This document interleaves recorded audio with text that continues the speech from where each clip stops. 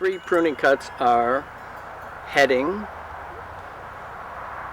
thinning, and one that I call releadering. Thinning is removing a branch where it starts. So for instance, this branch, the point of origin is right there. So a thinning cut would be like that. So that's thinning. Another example of thinning would be any of these little ones. Thinning is used to open a plant up, a plant that's too bushy. We use thinning cuts on. Heading is cutting anywhere from the tip of the branch back to a set of leaves or buds, but not to a side shoot. This is heading, also called tipping.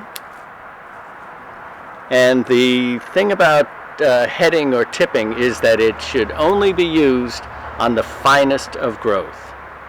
The biggest mistake that's made in pruning, the thing that turns good intentions into an ugly tree or an abnormal looking tree, is overzealous heading, which would mean making cuts like that, which end up looking like stubs, and stubs are rarely present in a natural looking tree.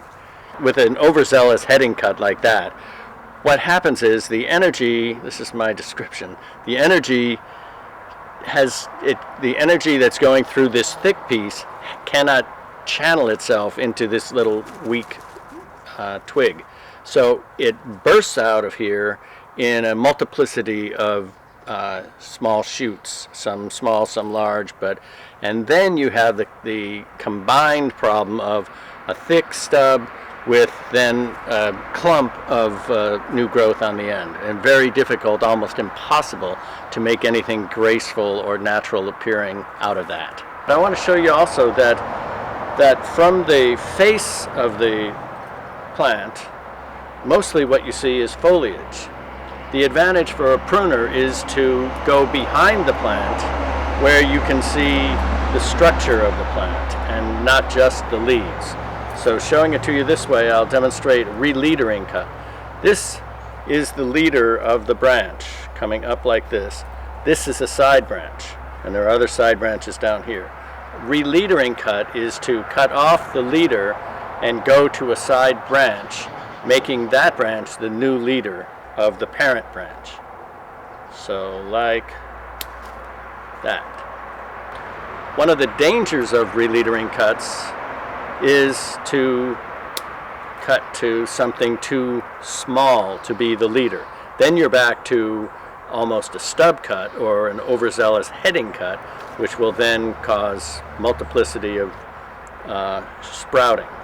So to pick a good new leader is the most important part of releadering. It should be approximately a third the size of the parent branch.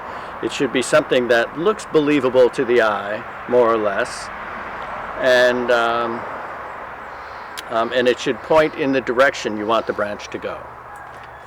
This is an excellent technique. This is more or less the secret technique for aesthetic pruning, because it's the way you can shorten the width or reduce the height and reduce both of those and reduce bulk as well at the same time, so that you don't end up with a clumpy, thick plant.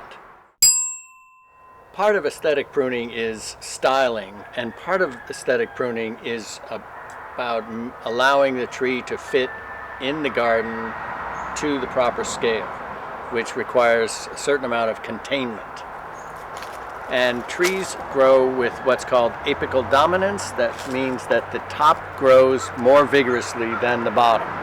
So in order to contain the tree, it's mandatory that we manage the top, and often in a vigorous manner. Otherwise, the tree can dominate the situation by outgrowing our attempts to contain it. So I'm going to, and I think we can see it's full up on top.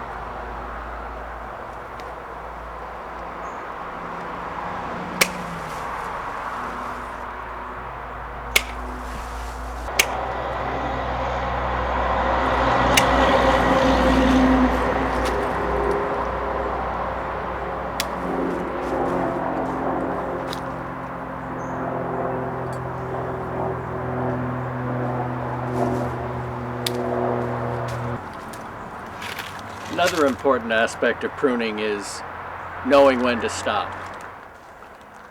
Knowing when to stop.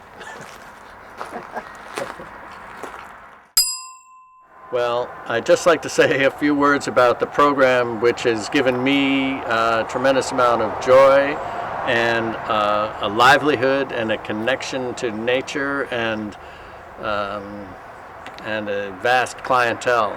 And that's the Merritt College Aesthetic Pruning Program, which incorporates studies in theory of pruning as well as hands-on practice.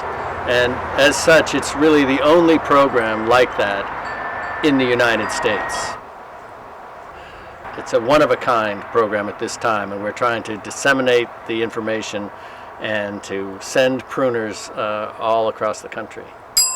Thank you. That's good.